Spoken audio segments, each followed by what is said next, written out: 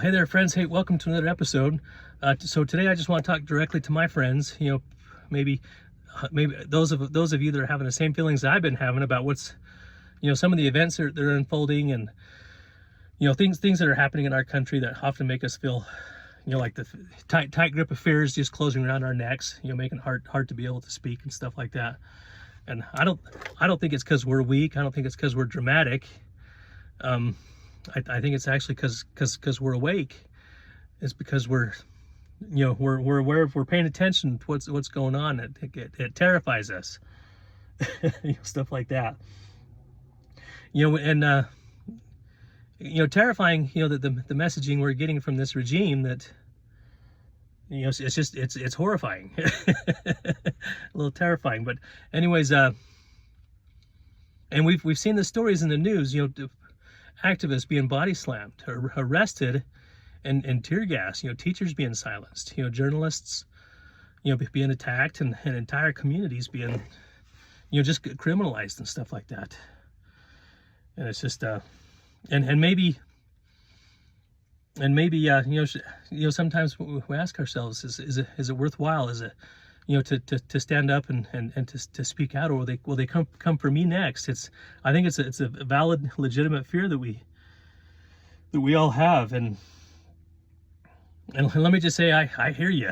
I've often felt that same way, and I don't think any of us are exempt from it. None of us are in the clear, but but what I want to share, I guess, was my hope to give you some optimism. Today, the fact that they're working so hard to silence those of us that are speaking out. The very fact that they're cracking down and let's see, what was the point I was trying to make here?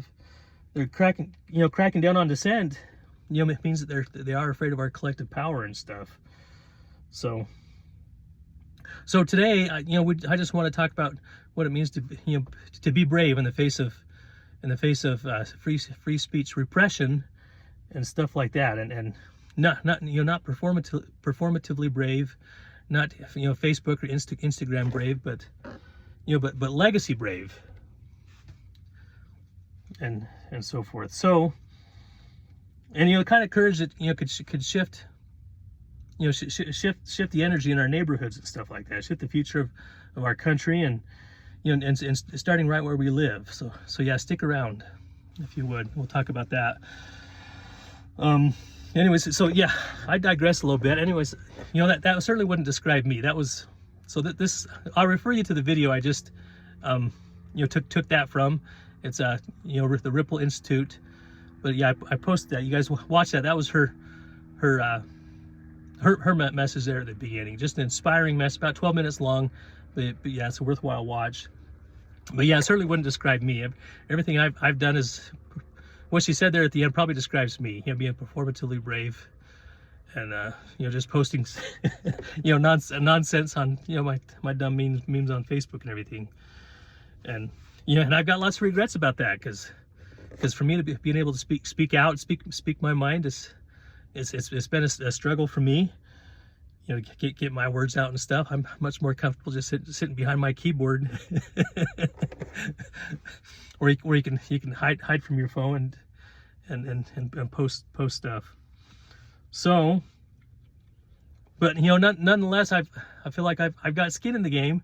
I feel like I've placed myself in the line of fire, and could be one, on the chopping block if if the shit ever hits the fan. So yeah, I feel like I have to, it's kind of my prerogative. I need to get myself to where I can, be more proactive in the neighborhood and community events and stuff like that. And, I don't know. I have no idea. So if anybody's got any ideas, let me know. I really have done very little.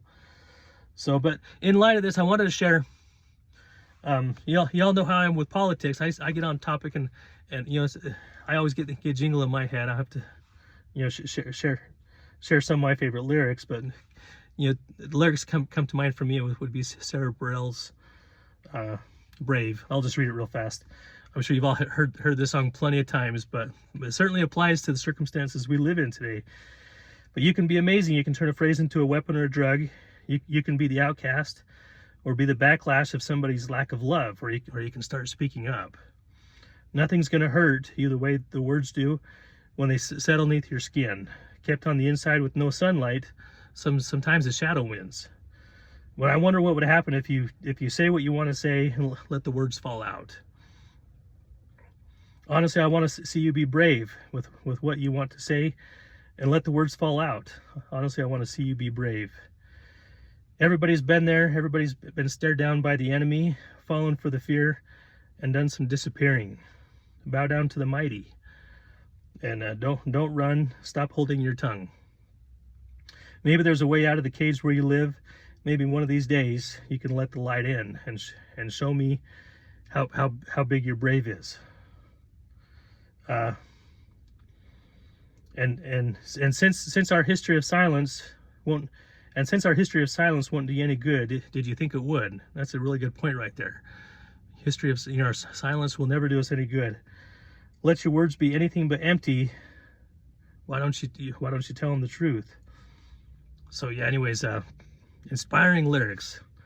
Ones that had the biggest impact on me would be, bow down to the mighty. That's one thing I probably struggled with as well, is it becomes, with my resentment, and often you get resentful being involved in politics, and you forget to just bow down to the mighty and look for his favor and stuff like that.